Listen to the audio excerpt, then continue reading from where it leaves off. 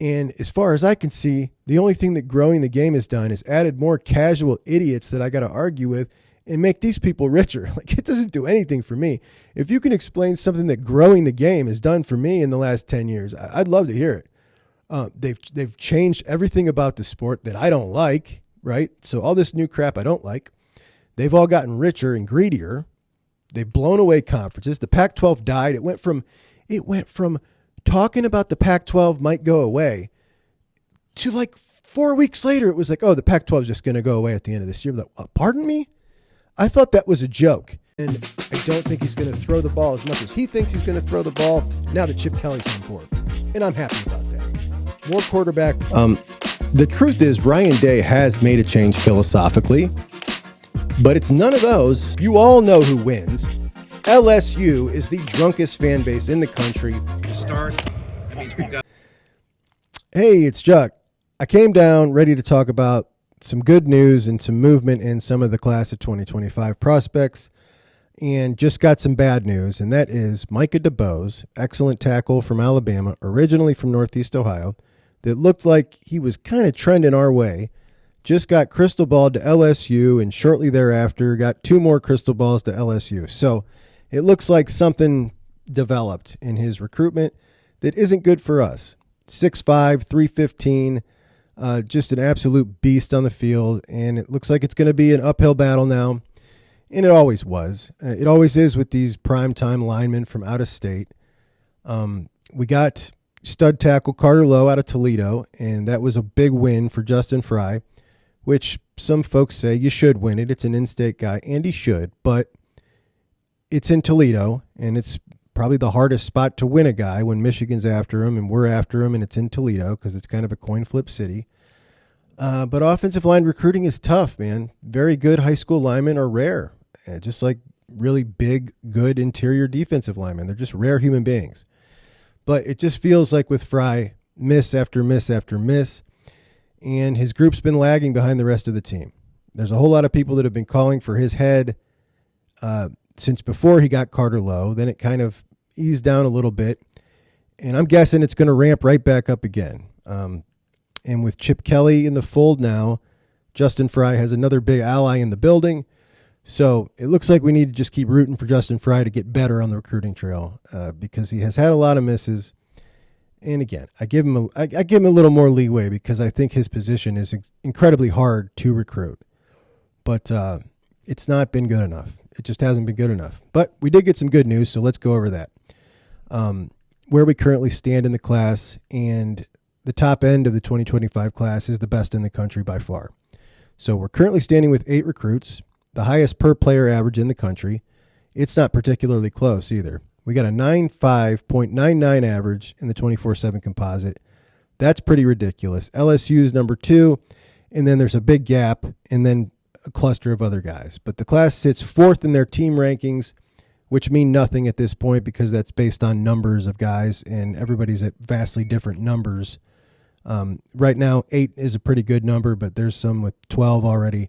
That's pretty wild at this point in the cycle. But 8 players are currently committed to Ohio State, and those players in order of their ranking in the 247 composite: Devin Sanchez, Naeem Offord, Tavian St. Clair, Carter Lowe, Blake Woodby, Zahir Mathis, Javon Boggs, and Eli Lee.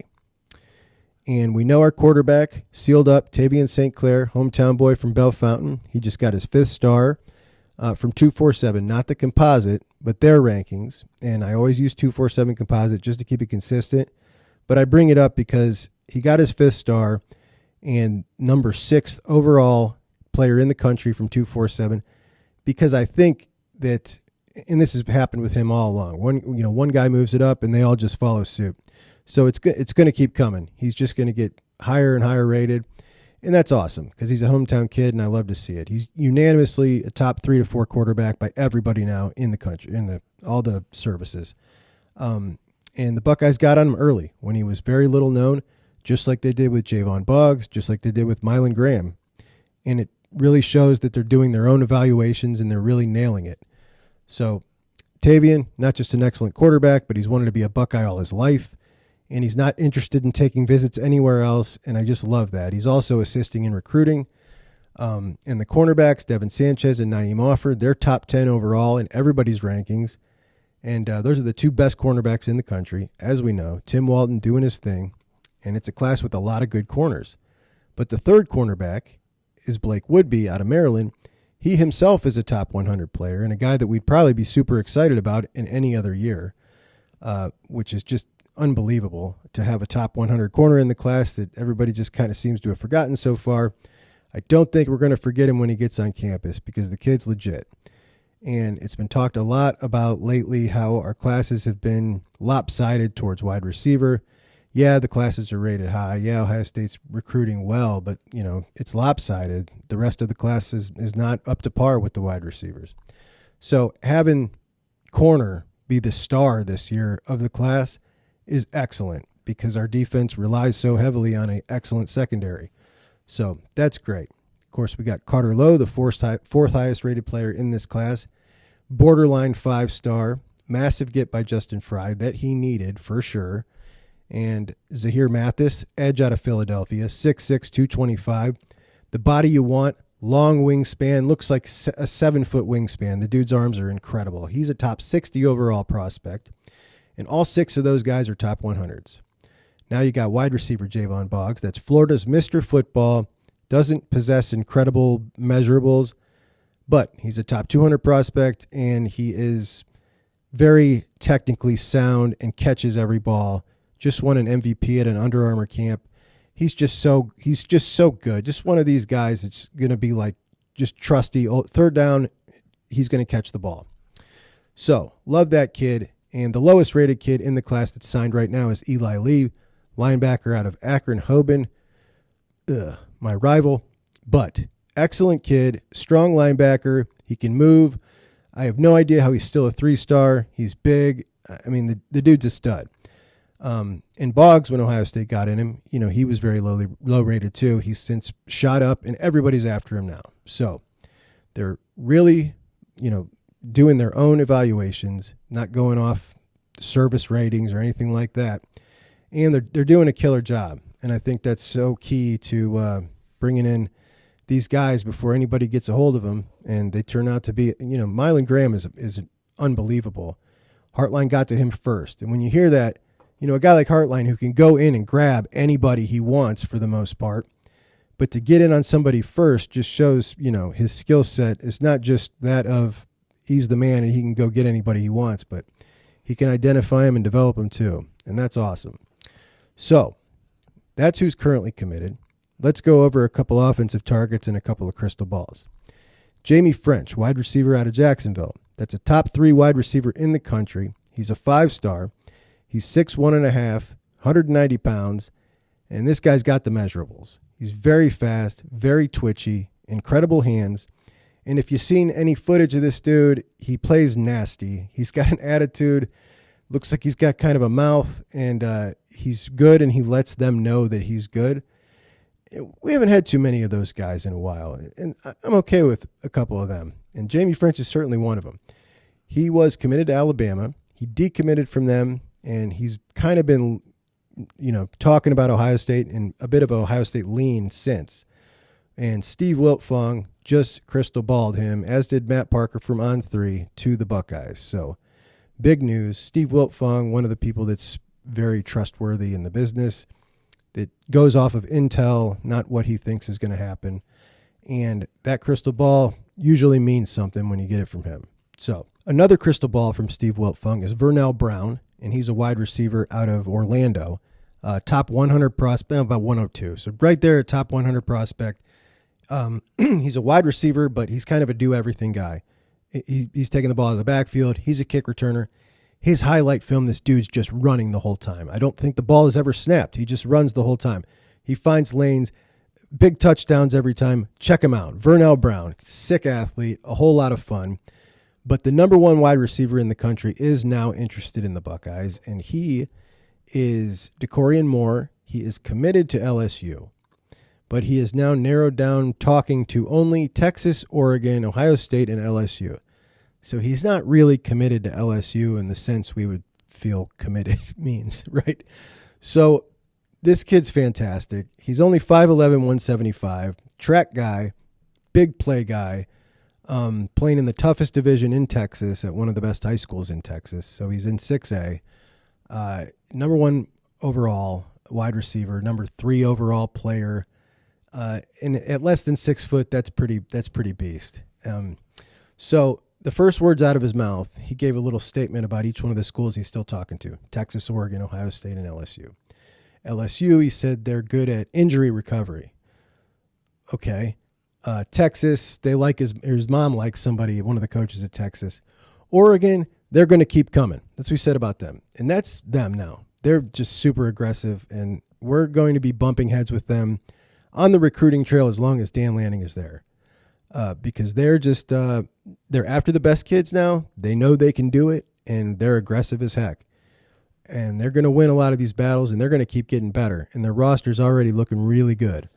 So they're going to be something to deal with for sure. This is the first thing out of his mouth when he talked about Ohio State. Well, it was a name. The name was Devin. Devin Sanchez. Devin is after me hard. That's what he had to say about Ohio State. I mean, this kid's unbelievable. We've seen some kids come in that just like, okay, they want to take ownership of the class and make it the best class they possibly can.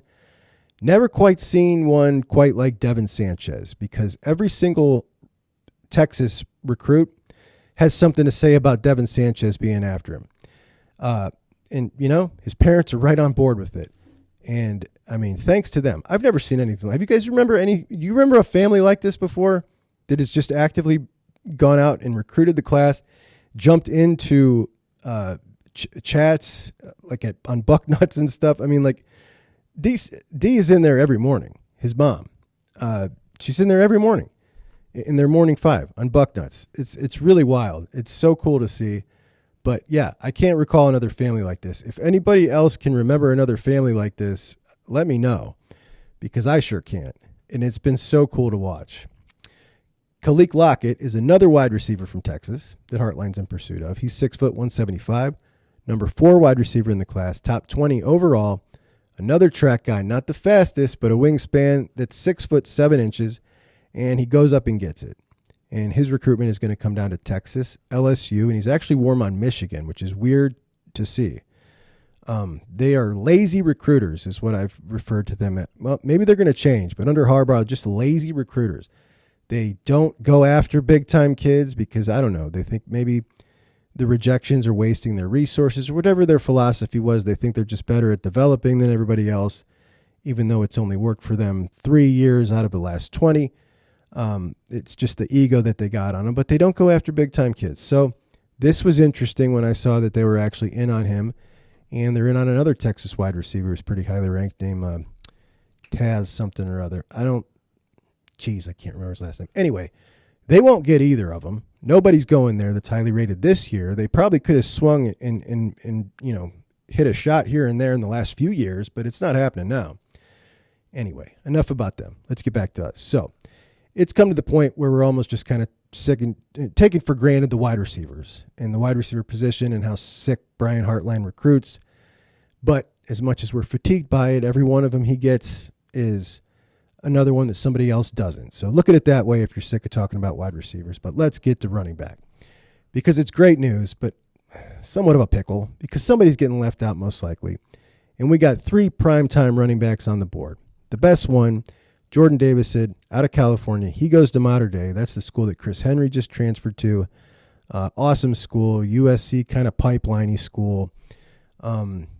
I think they just won the state championship last year in the highest division in California. And Davison's highlight film is pretty special. He is quite the back. And he is number 1 on the Buckeyes board.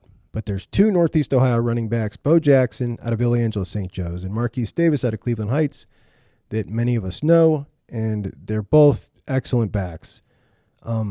Really rare to have 2 backs that good in the state.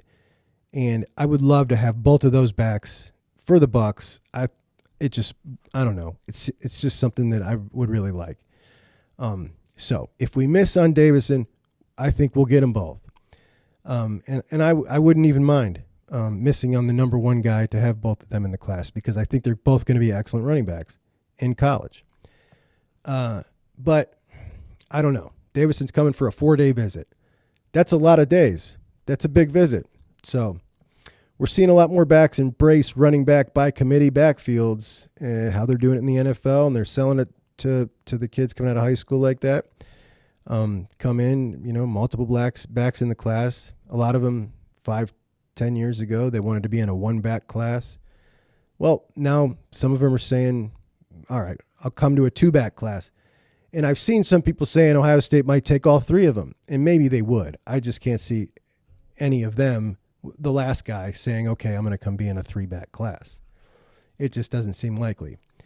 Marquise Davis seems like he was the low man on the totem pole in the Buckeyes' eyes. I could be wrong about that, but that's the way it felt. I put out a poll to Buckeye fans that got about, 150 replies. Who would you take if you could only have one, Bo Jackson or Marquise Davis? 2/3 said Bo Jackson. I'm a Marquise Davis guy myself, but I love Bo Jackson too. So I'm going to be happy either way. But I did just hear that Marquise Davis from Bill Kurelic on 247 this morning is now up to 208, so 6 foot, 208 to 210. He was 190, and that's a pretty big gain, and his track time got faster. So, that's an extra 20 pounds and more speed. The dude's already lightning fast. He kind of moves like he's 5'8", 165. I think he's incredibly impressive, as is Bo Jackson. But if I could only pick one, I would go with Marquise. That's just my take on it. I think he's really, really special, and I would hate to see him at Michigan like I hated seeing last year. Jordan, what's his name? Go up there.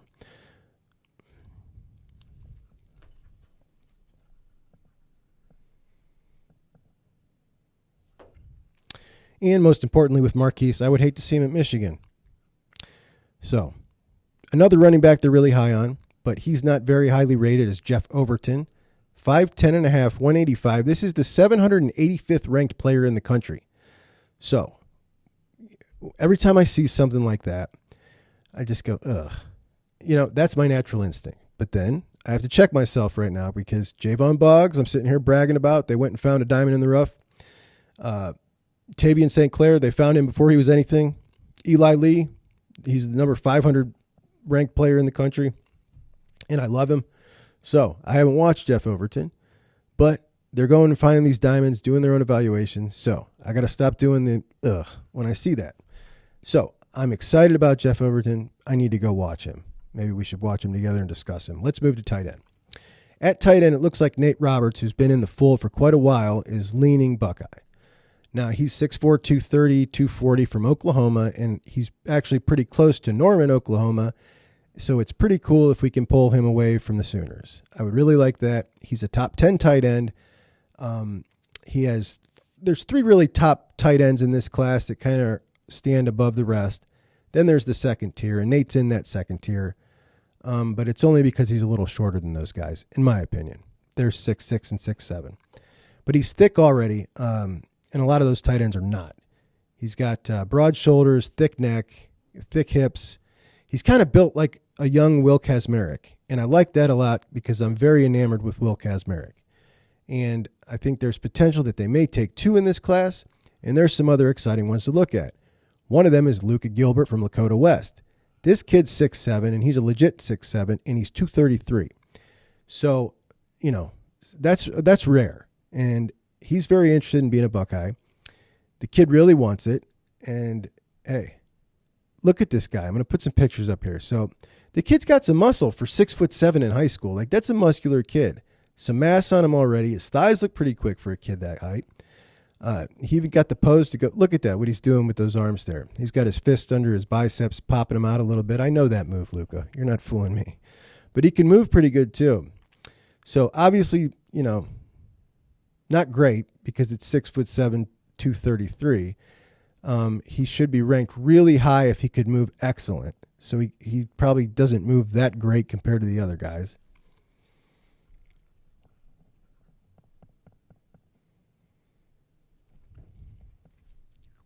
So, yeah, move pretty good. Probably not great because at his size, he would be ranked a little higher if he could move great. But he's a 4-star and a top 300 prospect. And it wasn't very long ago that a top 300 prospect was the goal. Get inside top 300, and we were winning in recruiting. So the standards have elevated a bit, but as a second tight end, that would be pretty darn exciting. But there's a couple more exciting ones too. Brock Schott is a top 300 player. He's out of Indiana. He's a bit of a tweener at 6'3", 215. Looks kind of like he'd be a big wide receiver if he were a little faster. There's a lot of people that are really high on this kid. Now, I think he's an interesting prospect, but not quite as interesting as Gates Mills Brody Lennon. Because if you're not familiar with Gates Mills, I'm going to put the picture up of Gates Mills here so you can understand what kind of place we're talking about. Not a place known for producing high-end prospects, put it that way. But they do play some decent football there. The kids can play ball. This kid's 6'4", 220, and those are real numbers. Now, not high school program numbers. He has a frame, and he looks like he's going to put some weight on easy if he wants to. He's only a 3-star. I don't think he's a 3-star at all, but he's a 3-star because he plays at little preppy Gates Mills. And the one I have watched, and I think that somebody's going to get a good one here. He's quick. He's got good hands. He's an aggressive blocker, and he understands proper angles at a young age when attacking the second level, which is often taken for granted. We've got some less than great tight end blocking recently out of, one or two tight ends. And a lot of times usually it's the result of a poor angle of attack. And as simple as it sounds, it's just really hard for some people. This kid really gets it, and he was fun to watch. So I'd recommend taking a look at him. If you want to watch a small school kid just dominate, that's always fun. And we got one on defense to talk about tomorrow, because there is a small school kid out of Indiana that's a monster. It is funny. It's really funny. So this kid's an aggressive blocker. I love him. He can catch. He's got moves. I think that he is probably the one I would take if I had my pick out of all of them, even though it would be so hard to turn down our 6'7" guy from Lakota West. This kid's also an Ohio kid, and I just absolutely love him. He's nasty. He mauls when he's blocking, and he's a total stud.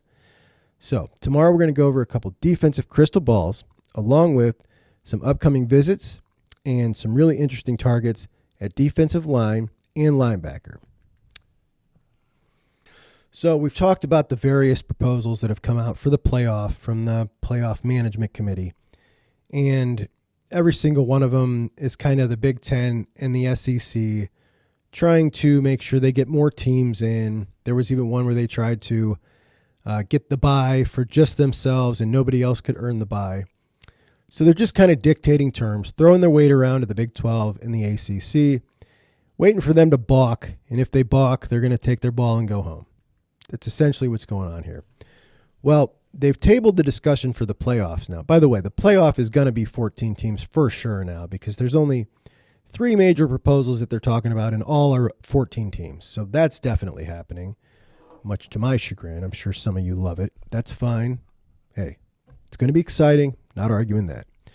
So now they're talking money. They're talking how they're going to split up the revenue.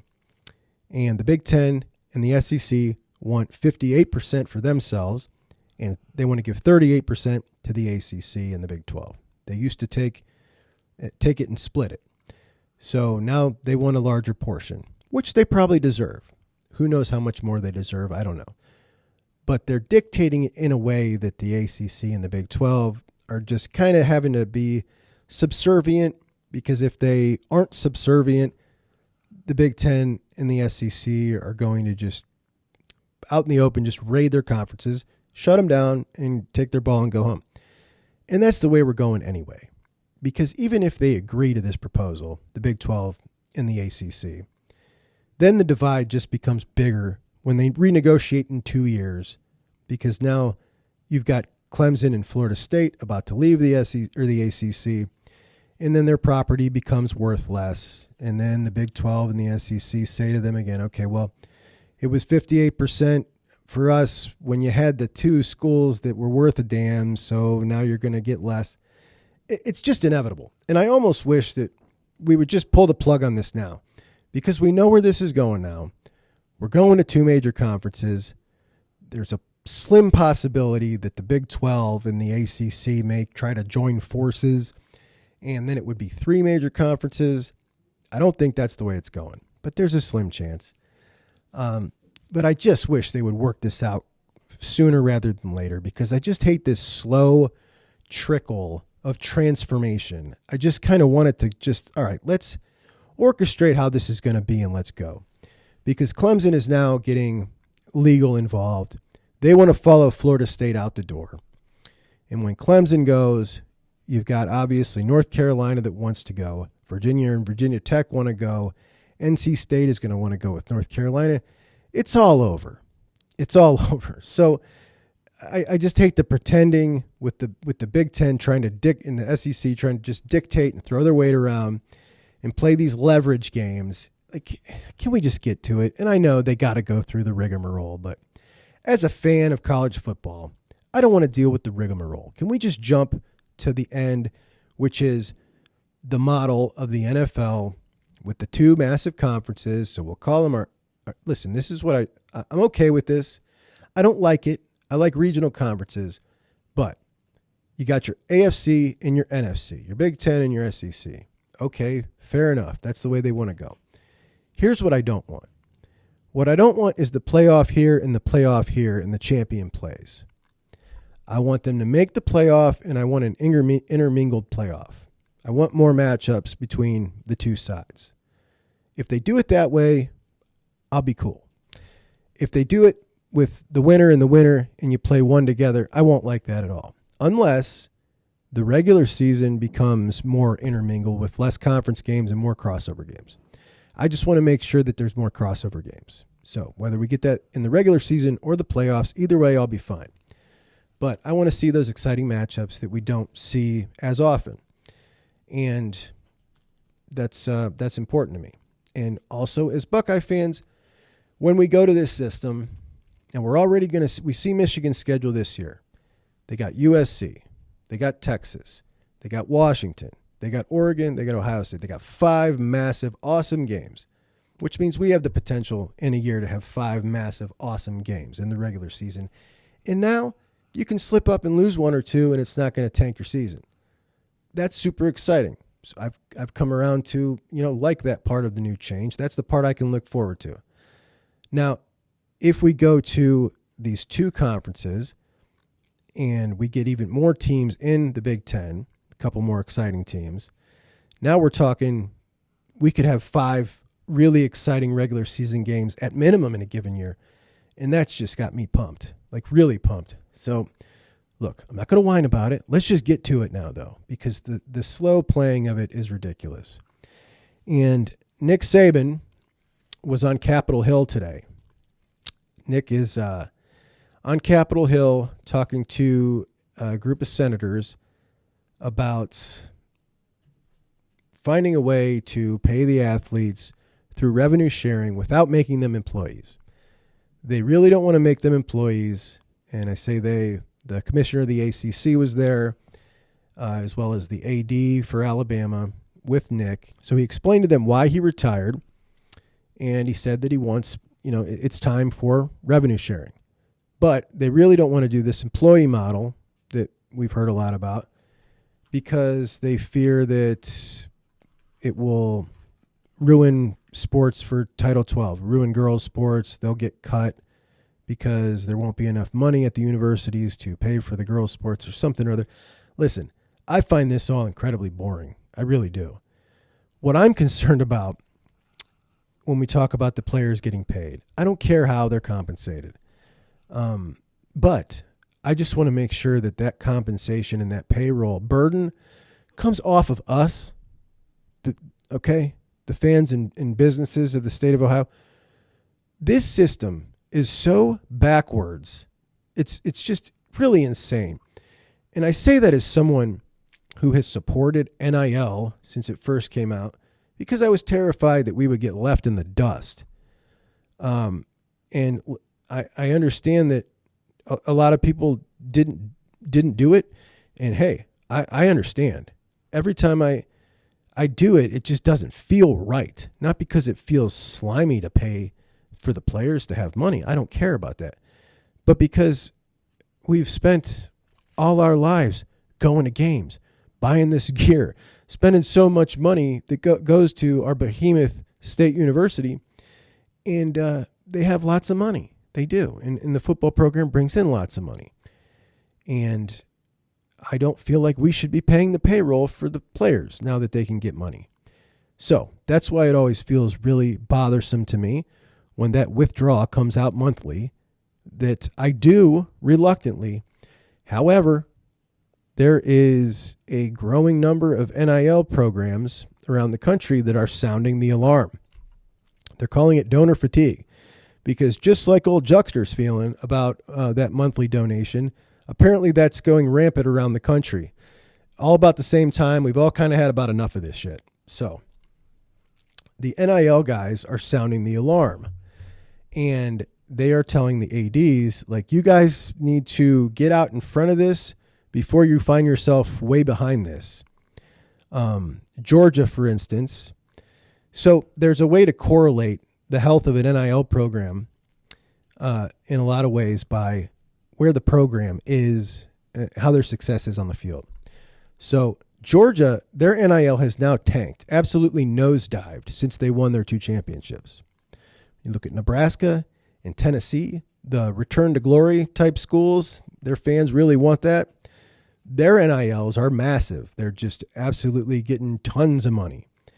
And it's amazing as we look at this, and I'm reading reports on what these guys are saying. The Ole Miss, Ole Miss never been there. So their NIL is robust. Like, they're donating tons of money at Ole Miss. But Ohio State's the only one that is the outlier. Not the only one, but we're a severe outlier where you have a super healthy program, one of the healthiest programs in the country, if not the healthiest of all time. And our NIL is still, bam, right up there. I think it's really cool. And I think we're a little different than everybody else in a lot of ways. It's just ridiculous. But the health of the NIL at Ohio State is great. And that's awesome. But I'm ready for the burden to be lifted off of us, the fans, and our business. And the businesses are getting fatigued too now. Now, they don't get much return on their investment for this. And, if you're donating to an LLC, it's not a write-off. If you're donating to a not-for-profit, it is a write-off. And one of our 2 NIL collectives is a not-for-profit. But in June, the director of the IRS came out and said he's watching these NILs. They're not true their charitable works are not enough for them to be a not-for-profit.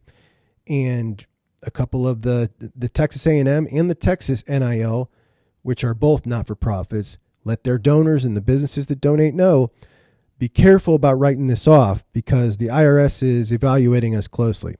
So they essentially have one of 2 things they can do. The NIL can give more to charity, or they can restructure as an LLC. At some point, that's going to have to happen because the IRS has pretty much already said, like, look, we know this is a sham. This is garbage. You're not a not-for-profit. You're not a charitable organization. That's not what this is. That's clear.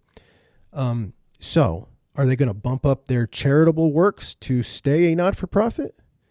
Because if you do that, well, I don't donate to our not-for-profit one.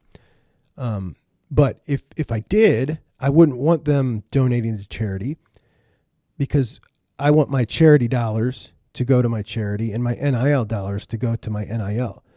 I make that decision when I donate my money. I don't want to donate to the NIL and then half of that goes to the charity they choose. I'll choose my charity with my own money. That's just the way I feel about it. But, it's garbage. They're not-for-profits. They're just not. And I fear that, there's a lot of businesses that are getting as fatigued as the normal donors are. And those steady donations, those monthly donations really assist a lot in keeping up with that payroll. So anyway, I'm sick of the NIL. I'm tired of the monthly donation. And not because I don't like to help out, because I just don't think it's fair. And it's not. So I think there's going to be some movement on that one. Though I would imagine that one will take a little longer than working out how big of a piece of pie the SEC and the Big Ten get. I think that one will probably be worked out really quick. Of course, that jumped the line over the college football playoff is how they were going to distribute the money. That's really something, isn't it? And this is what blows my mind is the couple times I've had an argument on here with myself, because I'm only talking to myself, but a couple times I've had an argument on here and I've talked to the people in the comments afterwards about the playoff. And one of the things that I get, it's a common refrain from people who love the playoff, is that they talk about how it's going to grow the game and it's healthier for the game. And it's like, dude, I've loved this game and been happy with the state of this game my whole life. I never needed it to grow to get any healthier or affect my enjoyment of it. And as far as I can see, the only thing that growing the game has done is added more casual idiots that I got to argue with and make these people richer. Like, it doesn't do anything for me. If you can explain something that growing the game has done for me in the last 10 years, I'd love to hear it. They've changed everything about the sport that I don't like, right? So all this new crap I don't like. They've all gotten richer and greedier. They've blown away conferences. The Pac-12 died. It went from talking about the Pac-12 might go away to like 4 weeks later, it was like, oh, the Pac-12 is just going to go away at the end of this year. I'm like, pardon me? I thought that was a joke. And now the Pac-12's gone. Like, it's just gone. And you know what? I loved the Big Ten and the Pac-12 playing in the Rose Bowl at the end of the year. Like, that's something that I loved. I loved the bowls meaning something. I loved the Fiesta Bowl. Remember when the Buckeyes would win the Fiesta Bowl? Remember how that felt? We didn't win the national championship, but that was a successful season. That meant something. That was a fun season. We have focused everything on just one thing now, the national championship. We used to have 10 teams at the end of the year that had a successful championship, and now it's all about just the national championship, and that doesn't work in a system where you have 60 teams. We'll call it 60. We know it's 133, but most of them don't have a chance at winning even one of those major bowls. So we'll call it 60. It's way too many teams to fight for one goal, and for one goal to be the only thing that matters with that many teams. And I miss when, all right, maybe not 10, 4 or 5 bowls mattered. 4 or 5 teams at the end of the year had a super successful season. If we won the Rose Bowl or we won the Fiesta Bowl when I was, 34 all the way down to when I was a little kid, that was a successful season, and that was awesome. And now we've just gone on this never-ending quest to find the perfect way for the national championship, and that's all that matters. In this never-ending quest to find the perfect way for a national champion, which there never will be one, this never-ending quest to do that has taken everyone's focus and zeroed it in on that, and that's all that matters now. And either you win it or you suck. Either you're the coach that wins that or you suck. Now, there's only 3 active coaches right now, and one of them's Dabo Swinney, okay? And I know a lot of people think he's a terrible coach. One of them is Mac Brown. I mean, this guy's got grandkids old as me. So there's only one coach apparently that doesn't suck, and that's Kirby Smart. Everybody else sucks. Every coach sucks. Every program sucks. Ohio State sucks. And I just hate it. I hate the focus on just the national championship, and that's the only thing that matters. And this sport was never designed to be like that. So that is what the growth of the game has got me. So if you're going to come at me and argue about the growth of the game, like if that's what, like, save that one. I'll talk about anything else with you, but don't talk to me about the growth of the game, because you can save that. I'm not interested in the growth of the game, them getting richer. The growth of the game has, in my opinion, lessened my love for the sport of college football, something I've been obsessed with all my life. So that's my show. Sorry to end it with that rant, guys. Hey, I appreciate you. I'll be back tomorrow. I've got a story for you. We are after a recruit. James Laurinaitis is trying to flip him from Miami. Elijah Melendez. Now, Elijah Melendez is Ryan Shazier 2.0. I'll call him Baby Shazier from now on. Kid's out of Florida. He's an absolute maniac. His tape is some of the most fun linebacker tape you'll ever see. So he's a Miami commit, and James has been trying to work him, right? Well, apparently Miami has told James Laurinaitis to back off. Now, how rich is that coming from Miami, who's been coming in swooping on our guys at the last minute? So last night I wanted an update on Elijah Melendez. So I tweeted at somebody who follows recruiting very closely and is very in tune. And that person said to me, going to be a rough one, such and such. All right, well, it didn't sound good. So I ended up getting something on my Twitter. Follow. What's it? Elijah Melendez followed me. Oh, look at that. I followed him back. And then I got a DM. And Elijah Melendez has a lot of love for the Buckeyes. He wanted to make sure I knew that because he saw my question. And then he said that I could tell you guys that. So I'm telling you, Elijah Melendez has a lot of love for the Buckeyes. I don't think we're out of this. And I know we're all excited about TJ Alford. But listen, watch this kid. Watch him. You will enjoy it. He said, listen, I try to put up clips here when I'm talking about recruits. And then they ding me for these copyright things. Now, you guys know I'm new. I didn't know I couldn't do that. So I asked Elijah to send me a couple clips. He sent me 3 little ones. I'll put them up here. Now, these came straight from him, YouTube, okay? These are straight from the man himself. So I don't want to hear your jazz. All right. Thanks, guys. Chuck on Bucks out. Ready for war, I just need me a reason. With a laser and muzzle. I'm on a whole nother level, I'm geeky. You think you fucking with me, boy, you tweaking. Ready for war, I just need me a reason. I'm getting buckets in regular season. Like with a laser.